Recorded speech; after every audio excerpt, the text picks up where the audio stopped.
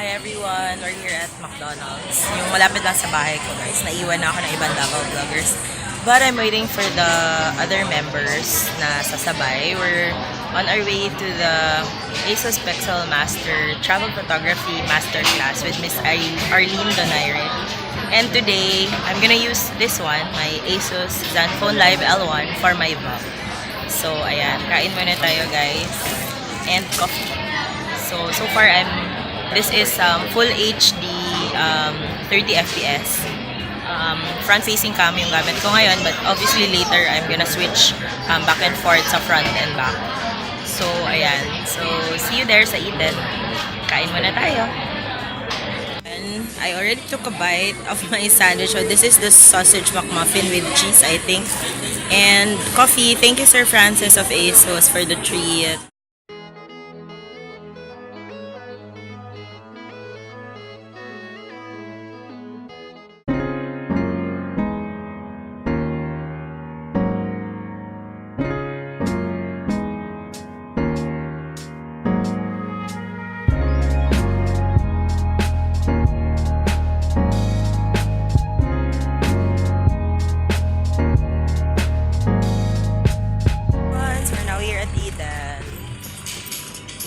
Diyan na sila dalawa, early birds. Ito kami ngayon guys sa Fern Hall. This is the Pixel Masterclass.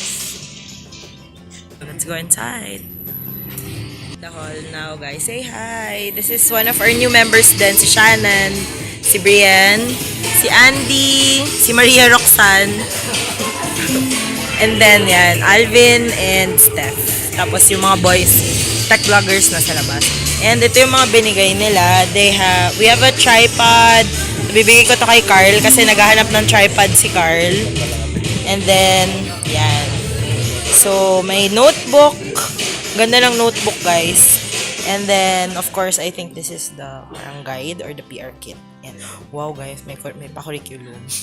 Hindi ko kinaya. Seryoso pala to, guys. So, ayan. This is Miss Arlene Donaire. She's our instructor today. So the ZenFone 5 is their new flagship mobile phone. So AI cameras that think for you. Yan, ito siya. Dual cameras, 12MP and 8MP with Sony IMX sensor. And then it has AI photo learning. And then AI powered Qualcomm Snapdragon processor.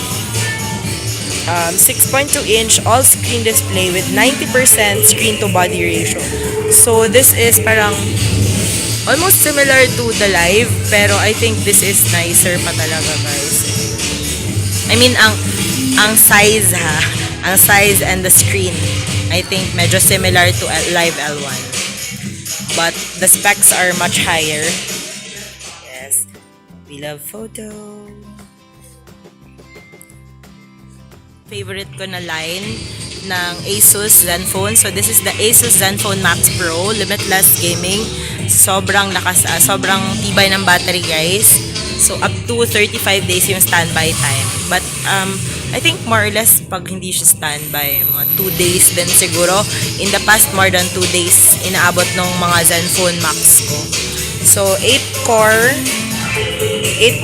na processor, Snapdragon. And then 5,000 mAh, and also dual bokeh cameras for perfect portraits. So this is the ZenFone that I really want. So it's the ZenFone Max Pro M1. She is a ZenFone Pixel Master, a travel photographer, a contributing photographer and writer of the Filipino-Japanese journal in Tokyo, and a co-founder of Let's Go FB Travel Photography Community, and a Fujifilm Philippines brand influencer. Without further ado, please welcome our Pixel Master, Miss Arlene Donaire. So ZenFone 2 to ZenFone 5, there are big differences in terms of the photo quality possibly. ZenFone 2 not capable yet of storing in RAW, pero nag-progress na siya. ZenFone 3 Zoom, ZenFone 4, ZenFone 5, capable of saving in larger files. In fact, si ZenFone 5 na actually can have a snap, diba?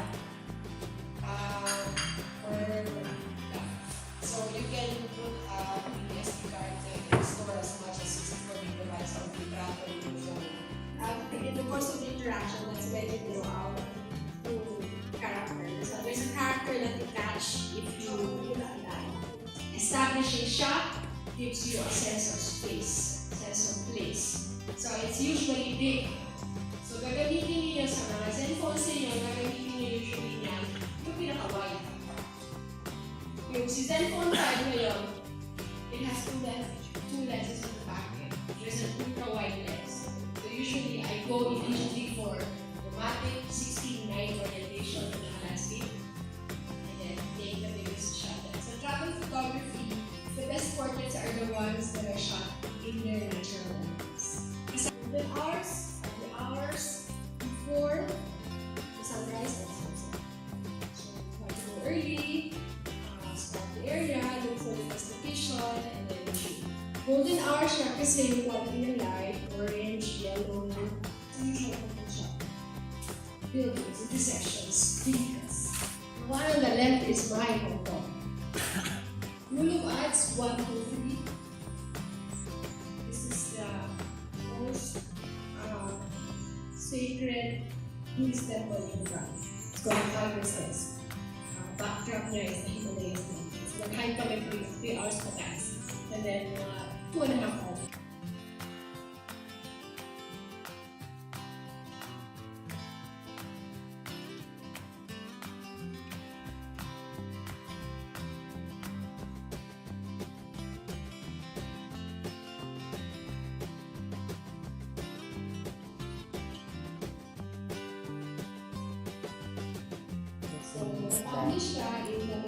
Keep us awake on days like this. Hi everyone, so we're still here at Fern Hall. We're just waiting for the shuttle. Yes, say hi to the vlog. Joe's busy sila. Ang aming meron na siyang theme para sa kanyang visual story. O yung dalawa doon, busy, Brian and Shannon. And then Steph and Alvin. So we're just waiting for the shuttle. We're gonna go around Eden. We're gonna take some photos. So yan, i-insert ko dito sa vlog na tayo mga Our shuttle is here, guys. Ayan, ang clingy people, isang shuttle lang kami lahat. So dito kami.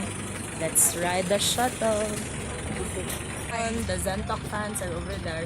Well, say hi to the vlog. Hi to the vlog! Hi to the vlog! Hi vlog! Ayun. guide niya security ang driver natin. So, our tour will take 45 minutes up to 1 hour. May 3 stopovers tayo po. So, first, ang Flower Garden. Second, ang Tinugdan. Third, ang Lotus Garden. Every stopover, may 5 to 7 minutes kayo po for make sure.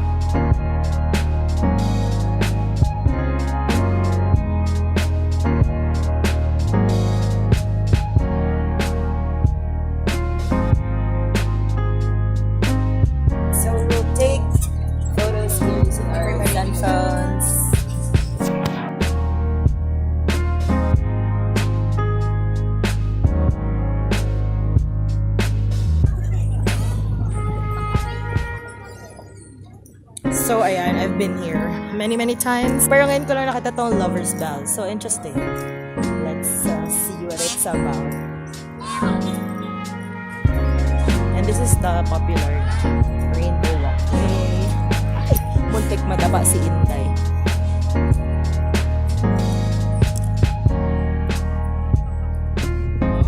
Sige, go. Ay, Bash, pag hindi daw mag-bell, wala kang tunay na pag-ibig. Ano mo, bitawan mo. Sige. Sige, bitawan mo. Ay! Wala kang tunay na pag-ibig. Fail ka.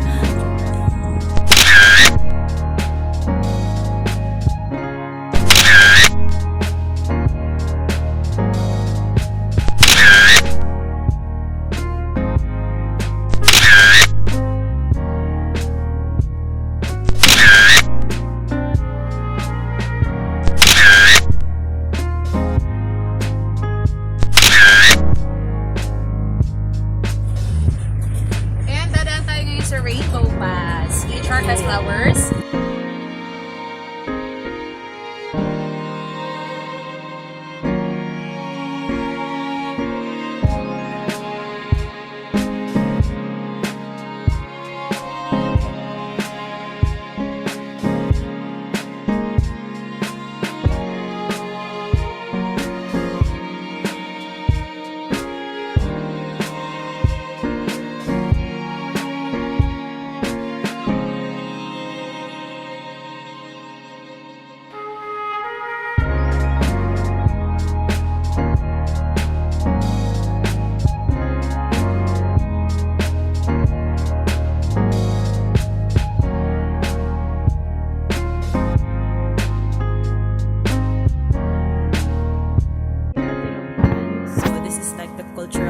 Merong mga replicas ng houses and other cultural artifacts of the lumad noon dito sa Davao. So this is the mga lumad ng dapit or the cultural map of Mindanao. Ayan. So, ayan, Davao, Calagan Tribe, and then may Bagobo, Manobo, Agusanon, Manobo, Mandaya, Blaan, Tiboli, Maguindanao, Maranao, Mamanwa, and Subano. Up, guys.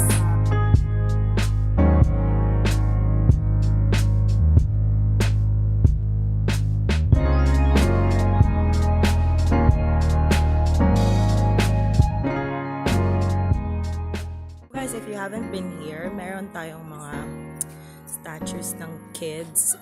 Each kid represents a tribe. Ayan. So, ayan sila, guys. Let's take a look at everything. Excuse lang, ha. Yan. And then this one, Samal. And then over here, Kagan Tribe. Taga Kaulo. Tagabawa. Klata. And then Dibabawon over there. And then Obo over there. Blaan.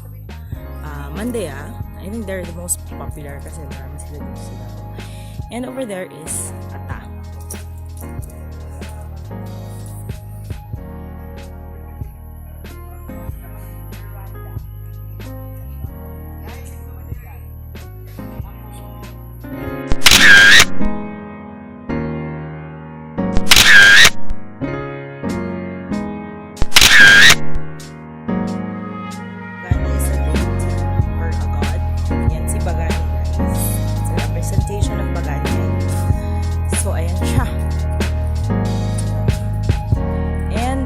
Benefit of those who do not know, the name of the cultural village is Tinubdan. Ito siya, Tinubdan, it means wellspring or the source, life source. Kung iniisip na competitive ang DBS, tingnan nyo naman tong mga ZenFone fans, guys. Oh, lumaban talaga sila. And we are in the SuperStay.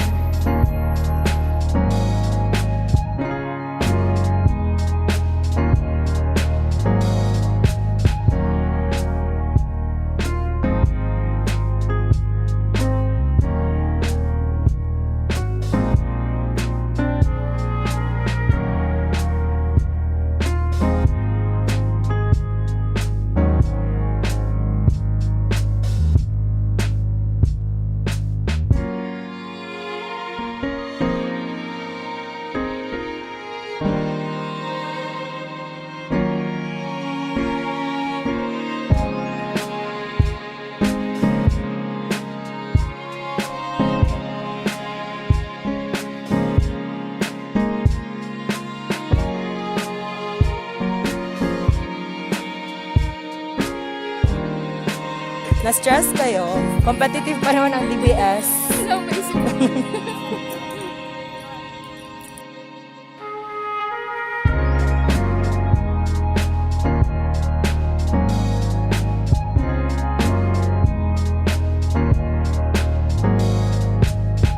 Guys, you cannot see, but this is overlooking Davao City. Vlogception.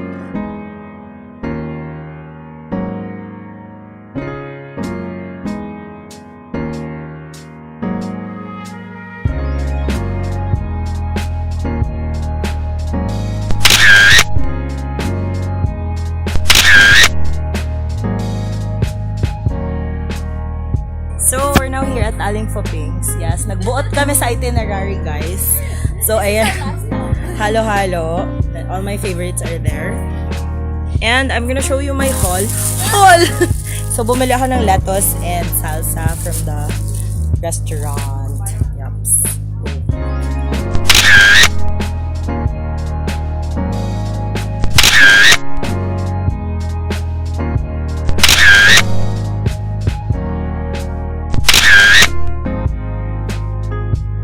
Want to buy mga seedlings, ganon, mga fruits, it's all here, yes. Hi guys, so bumalik na kami sa Fern Hall and brown out. But it's merienda time, so we're eating our snacks while editing our photos.